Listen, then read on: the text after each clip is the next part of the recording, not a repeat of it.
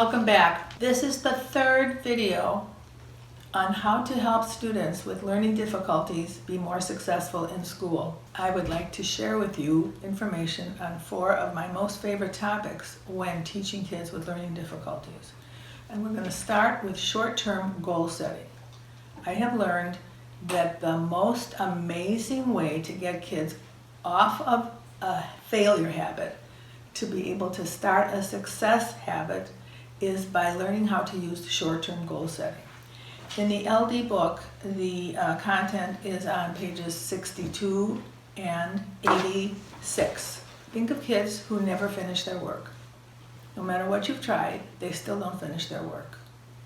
So as soon as you say their work, you may be misstating the pronoun.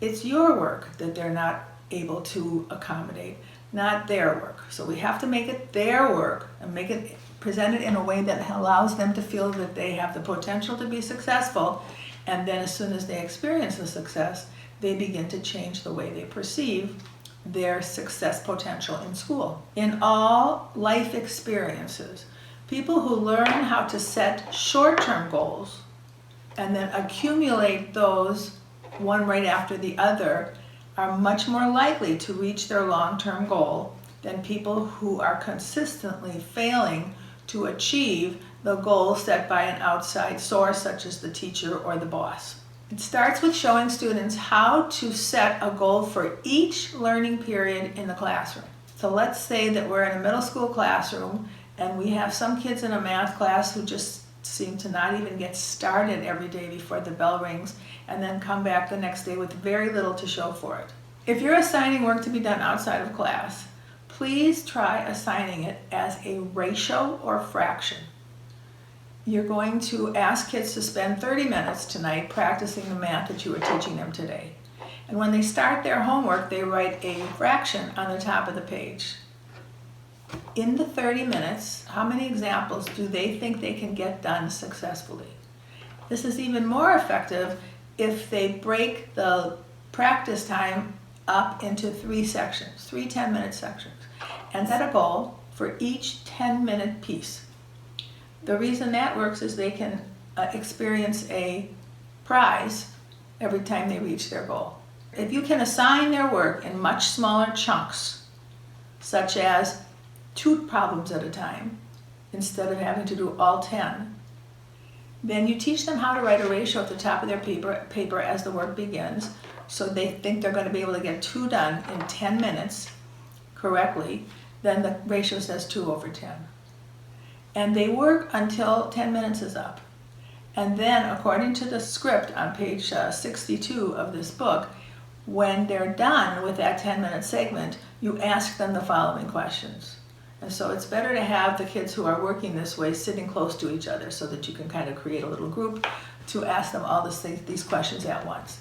What was your goal for this 10 minutes? And each kid would tell you what his goal was. Did you accomplish it? Yes or no? No, but no, I don't want any explanation, just yes or no. Did you accomplish it? Yes, yes, no, no, yes. How does it feel when you accomplish the goal that you set? For those of you who accomplished the goal that you set, tell us how it felt to have a smaller piece that you were responsible for and to actually be able to accomplish it within that time frame. So each kid gives you feedback on that. Now, you don't ask the kids who didn't make their goal, how does it feel? Instead, you say, what interfered with your being able to accomplish your predicted goal today? They almost always blame other kids. Jason wouldn't stop talking. Barney will not leave me alone.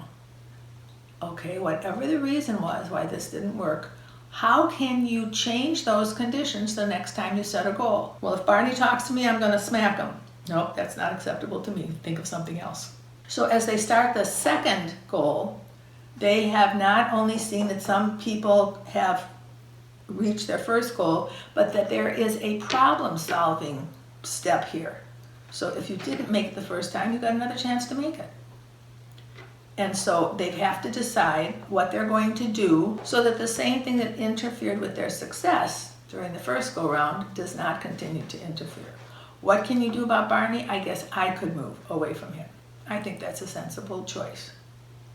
Now, I know this sounds like it's going to drag on forever, but when you set success goals in terms of next report card or this quarter, it's way too long for these kids to be able to feel that they have any kind of success that's measurable.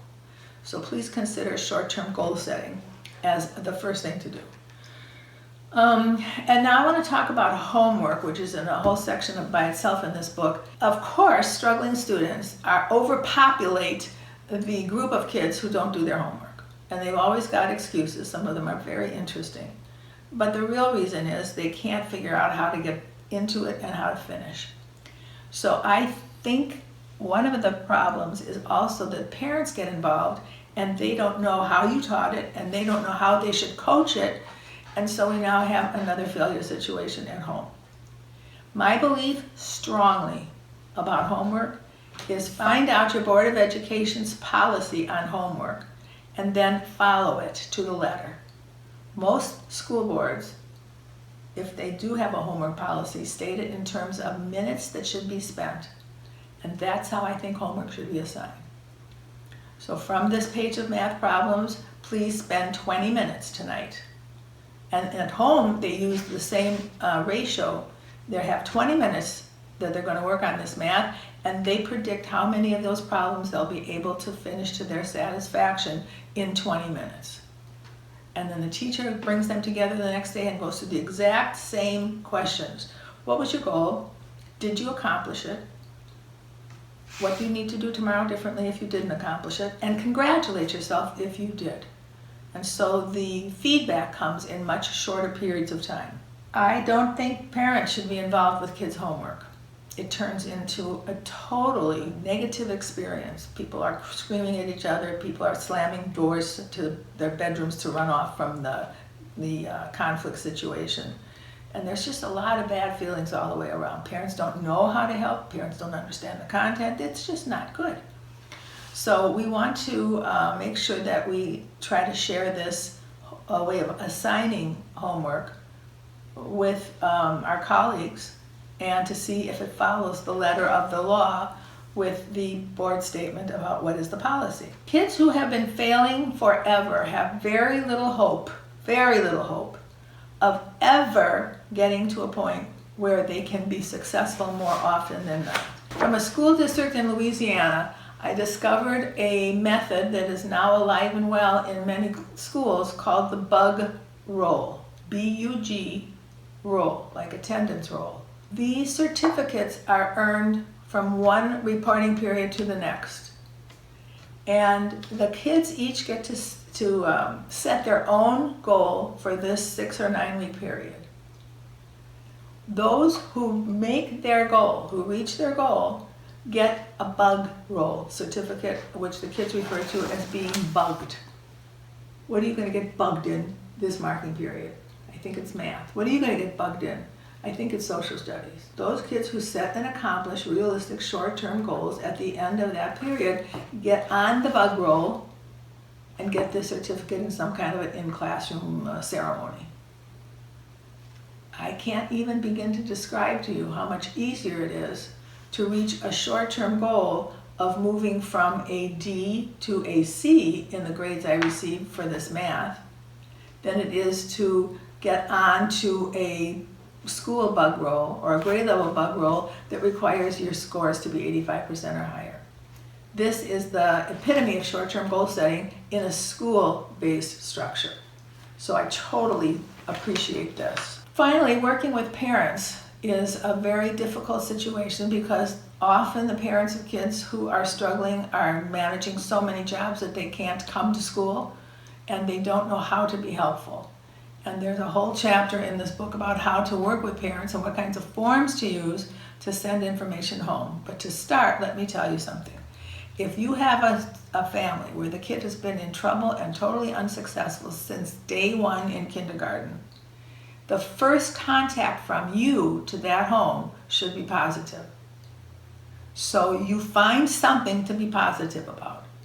And you either make a call or send home a note with the kid, and he's likely to deliver it if it's good news, that says, I really appreciate Jason's hard work today in math because when he was finished with his own math, he leaned over and tried to help a neighbor. Congratulate him for me. Now, these parents have never gotten a good news report from school. And so their whole attitude about you're appreciating their son's excellent qualities that they think are pretty good is the way you open the door for them to then either seek you out or pay more attention to messages that you send home. So parents are as hopeful as you are that their kid will somehow magically be successful. And when they see you reaching out to them and noticing, when they can notice that you are actually making some very serious efforts to adjust your expectations, not by giving lower level work, not by giving less work, but by matching the learning style strengths or the learning modality strengths of your children to the learning tasks, marvelous outcomes can ensue. I wish you good luck with trying to implement some of these options, and more information may be secured by following the links at the end of this video. Thank you very much.